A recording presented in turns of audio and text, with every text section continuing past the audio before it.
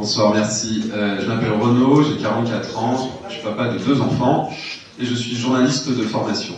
Je voudrais d'abord remercier messieurs les députés de nous recevoir. Parce que ici, il y a beaucoup de collectifs citoyens qui travaillent depuis des années, très sérieusement, très consciencieusement, sur quelles solutions on peut apporter pour l'avenir de la démocratie en France. Il y a parmi nous des avocats, des juristes, des constitutionnalistes, des chefs d'entreprise, des syndicalistes, des professeurs. Il y a une représentation exacte de la population française. La compétence, on la travaille, collectivement, par l'intelligence collective. Et je tiens à vous remercier, pourquoi ? Parce que récemment, nous avons mené une opération qui s'appelle Opération RIC. Vous avez peut-être entendu parler.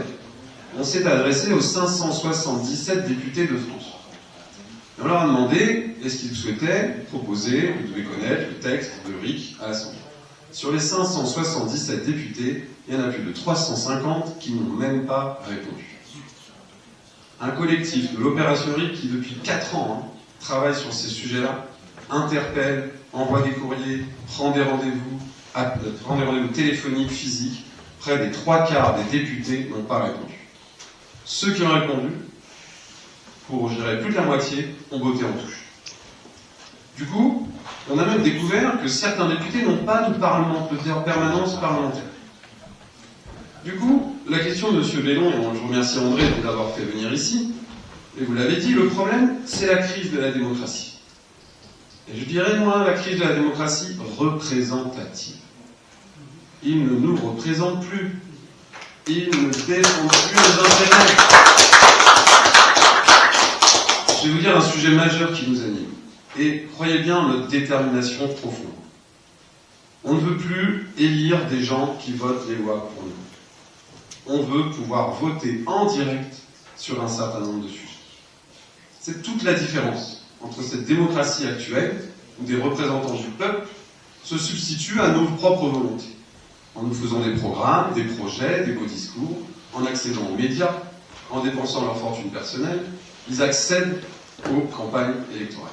Vous dites, emparez-vous des campagnes, emparez-vous de vos villes, emparez-vous de vos villages. Moi j'ai grandi à Paris, 250 000 habitants dans mon arrondissement. Vous savez comment on fait pour faire campagne à Paris avec 250 000 personnes ?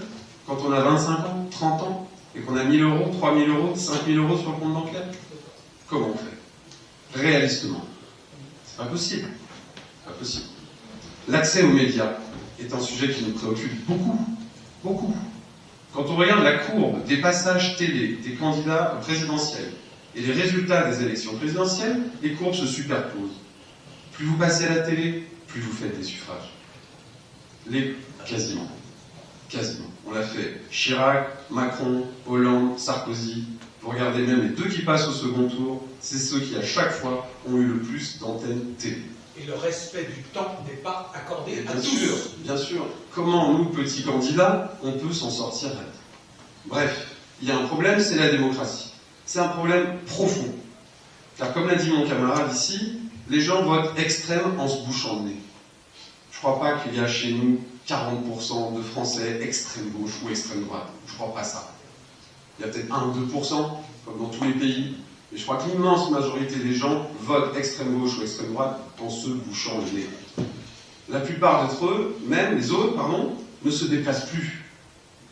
On a créé un outil avec un mouvement de coalition citoyenne ou citoyen sur le légitimètre, la légitimité des élus. On a certains élus qui sont aujourd'hui en siège avec moins de 25% de représentants de l'électorat. C'est-à-dire que c'est 3/4 de la population qui ne les a pas choisis. Et ces gens-là sont au siège et décident pour eux. Alors oui, c'est compliqué. La démocratie, directe, représentative, semi-directe. Bien sûr que c'est un sujet compliqué. Et c'est pour ça que Dominique, notamment, porte un projet de convention citoyenne sur la démocratie. Pour que toutes les idées puissent s'exprimer. Le RIC, le mandat révocatoire, les assemblées citoyennes, l'inversion du calendrier, et bien d'autres encore. On a besoin d'innover. On a besoin de rentrer dans le XXIe siècle. Notre démocratie, non seulement elle souffre, elle est vieillissante, elle est en train de mourir. Beaucoup d'entre nous ici, je suis un des plus modérés, vous direz qu'elle est déjà morte. Beaucoup d'entre nous ne viennent même plus parler aux députés, et on vous remercie de créer ce lien, Hein, parce qu'on n'y croit plus. On n'y croit plus. Et je rejoindrai, je termine là-dessus, je vais laisser la parole aux camarades, l'envie que nous avons de travailler avec vous, monsieur Nemours, de travailler avec le groupe pilote. Parce que vous êtes un des seuls à l'Assemblée nationale qui a permis une lueur d'espoir dans nos collectifs et dans nos mouvements. C'est vrai. Vous êtes un des seuls à prôner ce qui pour nous est essentiel dans nos mouvements citoyens, le transpartisan. C'est-à-dire que pour nous, il y a des bonnes idées partout. À gauche, à droite, au centre, peu importe l'échiquier. Il y a des bonnes idées partout. Et on ne veut plus de partis politiques qui défendent une idéologie, qui défendent leur parti, qui défendent leurs intérêts.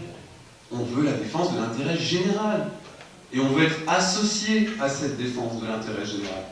La Convention citoyenne, je termine dernier mot, sur la démocratie, c'est 6 mois de travail, où des assemblées tirées au sort, en échange avec des experts nommés, et on peut débattre de cette nomination, comment elle est faite, en échange avec des journalistes, permettrait dans la France, tout entière, de créer un mouvement, je dirais, joyeux, voyez, de renouvellement de la démocratie. Réfléchissons ensemble à comment rénover, sauver notre système. Et quand je vous entends dire qu'une convention citoyenne sur la démocratie, c'est presque dangereux pour la démocratie, avec tout le respect que je vous dois, j'avoue, ça me fait un peu mal au cœur. Voilà, j'ai fini. Merci d'avoir